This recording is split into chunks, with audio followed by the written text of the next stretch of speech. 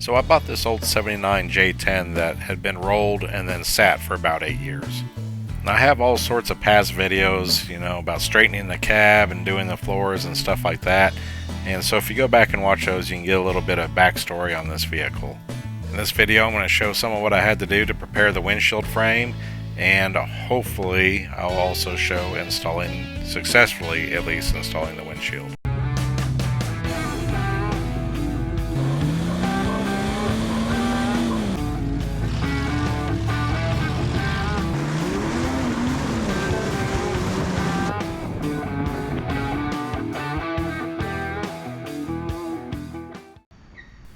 So I called the auto glass specialist in Springfield, Missouri, and they were one of the few companies that could get me a windshield and seal for it. But they ordered it in and brought it all over to my house a few days later. Sorry about the mess.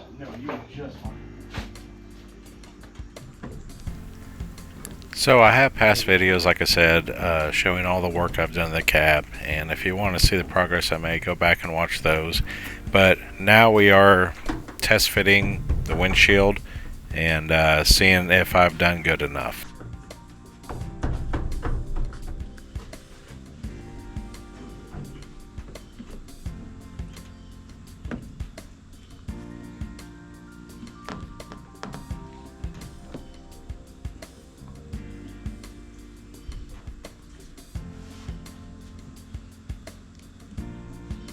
Now just duct tape that in, you'll be good to go. Yeah.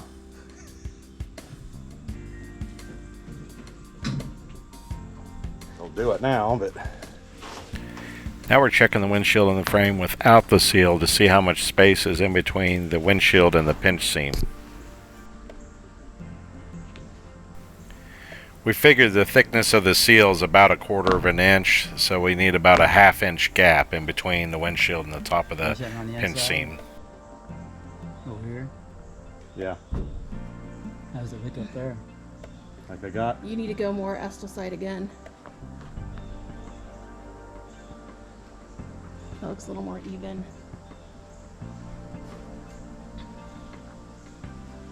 There's even gap on the top corners of both sides, if that's what you're asking about, Larry. Well, it almost seems like the center.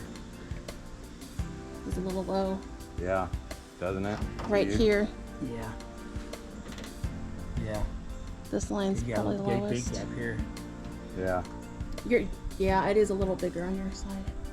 Okay, that's what I needed to know. I have to push the top out more. Because those are crinkle spots. Yeah. Yeah, you can tell by looking on the inside. Look on the inside here. You can see where it's crinkled. Right here. Yeah. It just folded that in. So yeah, you probably have to split it here and there. Ugh. So I made 2 relief cuts through the reinforcement in the roof line, and I must have misplaced the video. I don't know where I put it. But anyways, I made the relief cuts, I pushed the roof out more, and now I am welding it back.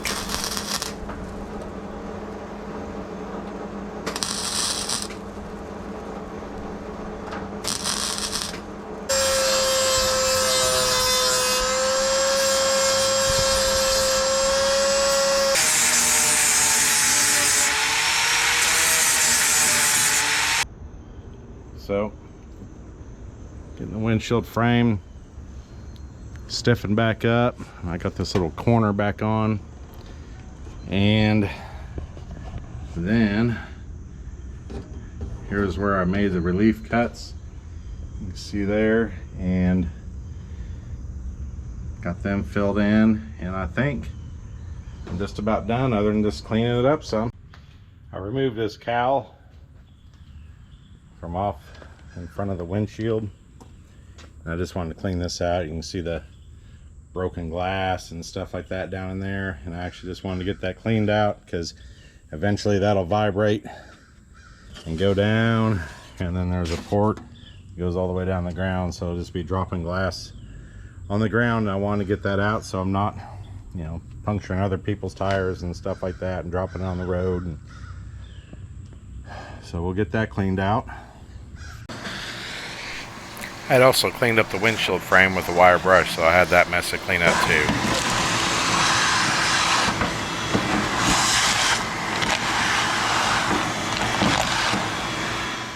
Then I primered the frame. Okay, so I have straightened out the roof, I think the best I can, and got the frame, the windshield frame, I think in pretty good shape. I've welded it, I've cut it, I welded it back, I've primered it, and now I'm painting it. I ordered some paint online, and it ended up not working out. In fact, it was just completely wrong. Just nowhere close to what I ordered, what the description was. So I just went ahead and got a can of paint mixed up at the O'Reilly's paint shop. Some of the O'Reilly's have a little paint store inside of them, and they'll actually, if you give them your paint code, mix, custom can of spray paint for you, and it's supposed to match a factory color. And I'm going to go ahead and paint this thing up and see how it turns out.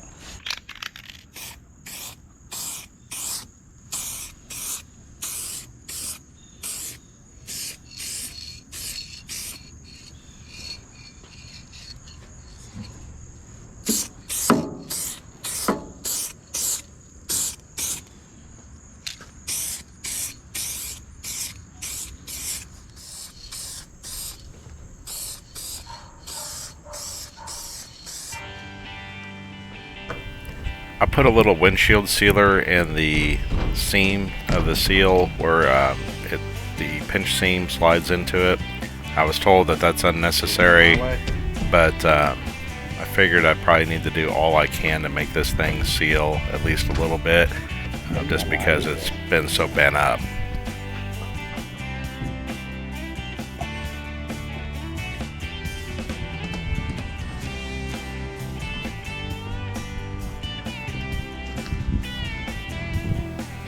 The groove in the seal that the windshield slides into is deeper at the top than it is at the bottom, the top corner specifically.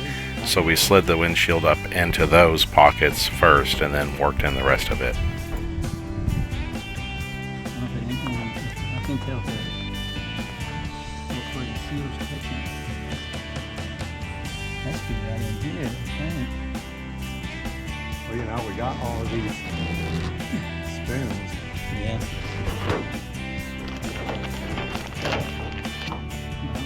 Inside, the inside of the windshield,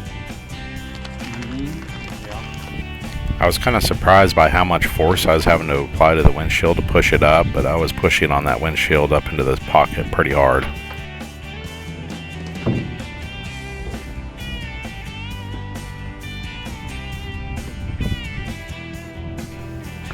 The guy who delivered the windshield said to make sure to not smack the windshield with a flat palm, but to cup your hand.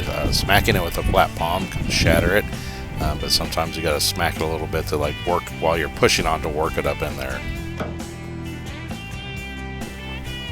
This seal had a flap that you had to fold up into place to lock the windshield in place, and we had to work from one side to the other because the bottom of the seal was trying to roll off the pinch seam. And so as we worked it across that lock, it actually rolled the seal back up to where it should be. And you can no longer hang out the windshield at the top to do any good. Okay, as you can see, I got the windshield in, or Larry and I got the windshield in. I couldn't have done it without Larry, so appreciate it, Larry. Thanks for the help. He's done these before, and so he's able to help me out. But this was a rolled truck, and I was able to push the top out and get it straightened out enough. And but I didn't know what the windshield size, the opening, was going to be. I didn't even know how tall the windshield was going to be. I could not find the measurements anywhere. Just so you know, it's about 25 inches is how tall the windshield is. But anyways, I went on some forums trying to ask people if they knew, and nobody would tell me. I had one guy, a friend of mine that I used to work with, tell me. His was fully assembled though, and his is a nice truck. But he asked what he could measure, and I told him center of trim to center of trim, and he went out and did that for me, so I appreciate it to him. But nobody else would help. Even people that had a cab with no windshield in it, just sitting there, they wouldn't go measure it. Just told me I couldn't do it, or told me to put plexiglass in. Well, I've never done anything like this before. I have never straightened a cab out. I've never done body work. I mean, it doesn't look good, but it works. And well, I straightened it out good enough to get a windshield back in it. And that's, you know, I had an expert telling me that I couldn't do it, and here I am with zero knowledge on how to do it, and I did it. So if you go to take on a project like this, and you know, someone tells you you can't do it, as long as you got some mechanical inclination, you probably can do it. You'll figure it out. And you know, all the people out there that do know, and someone's trying to do something, you know, help them out. Don't tell them they can't do it. Don't tell them, try to hold them down. You know, give the person the help that they need. But anyways, pretty stoked, happy about this, and it's just this little bit closer to getting on the trails. So anyways, that's what it was like to put the windshield in. It took us about an hour and a half, start to finish, to get the windshield in place. Admittedly, I was worrying myself sick over this thing. I was really worried I was going to shatter this windshield. I didn't have any faith in myself because I've never done something like this before. One of the reasons I show some of these videos is just to show you that you don't have to be an expert to be able to accomplish something. But if you do like watching these videos, please like and subscribe. I can definitely use the support.